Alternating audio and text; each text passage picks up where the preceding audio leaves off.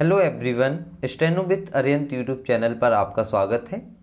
यह डिक्टेशन रामधारी गुप्ता खंड 2 से 85 शब्द प्रति मिनट की गति से 850 शब्दों का प्रतिलेखन आपको ट्रांसलेट किया जाएगा, जिसकी गति 85 शब्द मिनट होगी और इसकी टाइमिंग 10 मिनट होगी।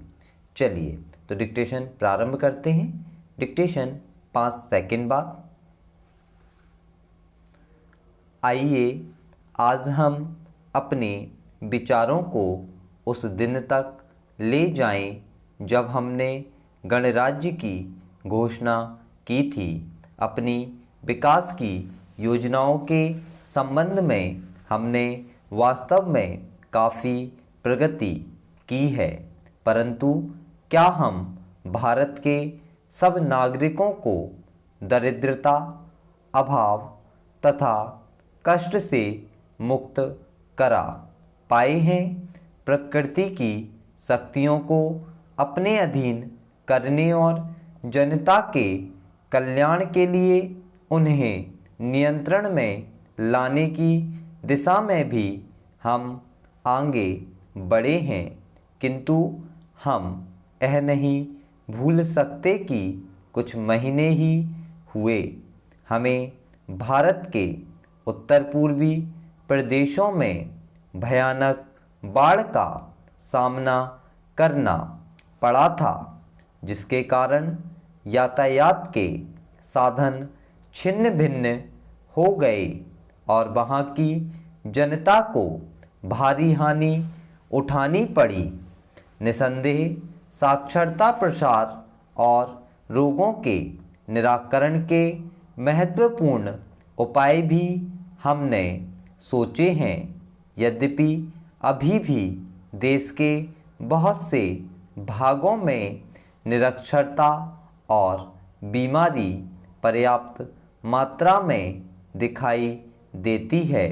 जन कल्याण की योजनाओं को हम बराबर आगे बढ़ाते रहेंगे। यह हमारा दृढ़ संकल्प है, इसमें संदेह नहीं किया जा सकता।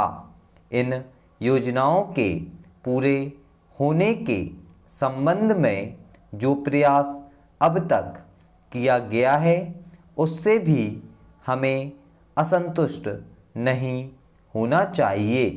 फिर भी जो कुछ अब तक किया जा सका है, यदि वह बहुत चमत्कारी नहीं दिखता, तो उसका कारण यह है कि अभी निर्माण कार्य जारी है और समाप्त नहीं हुआ है।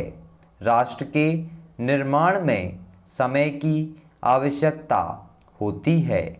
आज हमारा गणराज्य दिवस है और भारत जैसे प्राचीन राष्ट्र के इतिहास में 5-7 वर्ष की अवधि एक स्वल्पकाल है।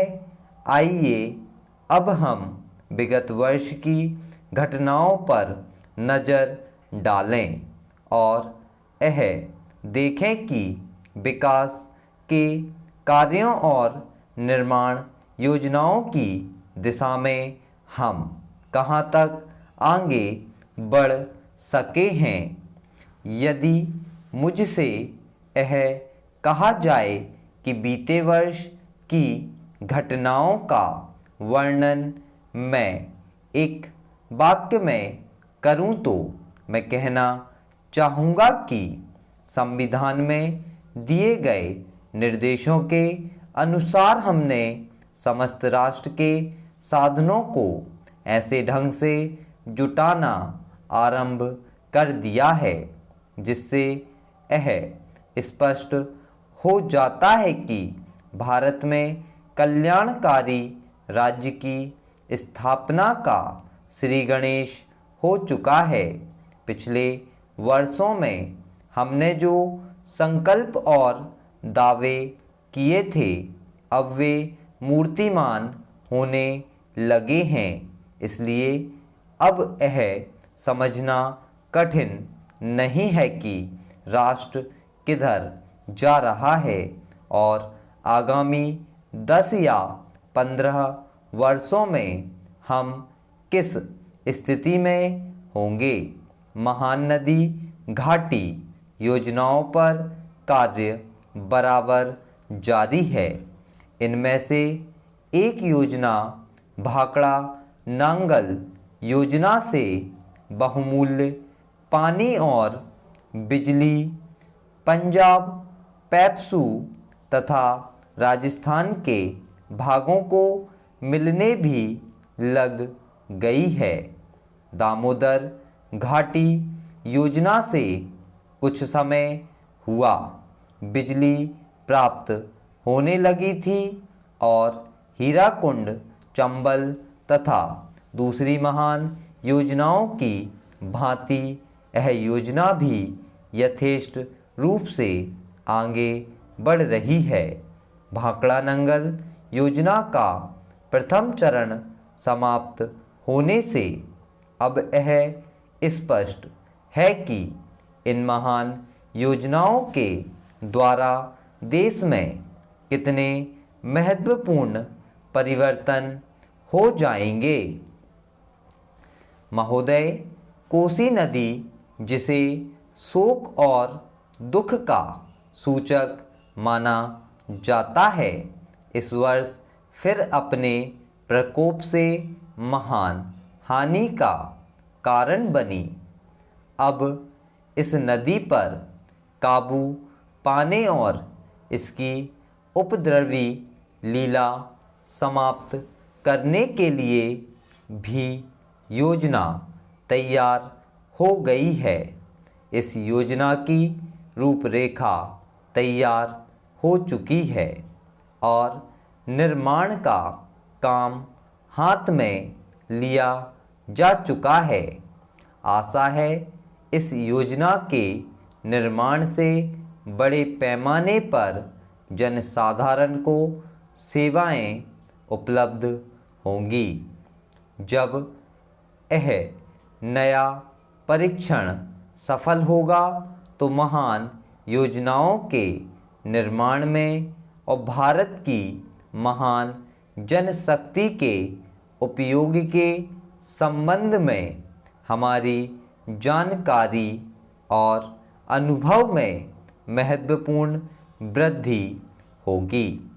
औद्योगिकरण के क्षेत्र में उन्नति, उत्पादन में और अधिक वृद्धि और भारत की प्रति व्यक्ति आय में वृद्धि विचाराधीन वर्ष की कुछ महत्वपूर्ण बातें हैं। औद्योगिकरण के साथ ही रोजगार के क्षेत्र को विस्तृत करने के प्रयत्न भी बराबर जारी हैं। कुटीर उद्योगों और घरेलू धंधों को प्रोत्साहन देकर औद्योगिकरण और रोजगार में समुचित संतुलन स्थापित करने का प्रयास किया जा रहा है। यह बात सभी स्वीकार करते हैं कि यदि भारत के जनसाधारण को उदासीनता और हार मानने की भावना से मुक्त करना है तो बढ़ती हुई बेरोजगारी को दूर करने का उपाय करना होगा।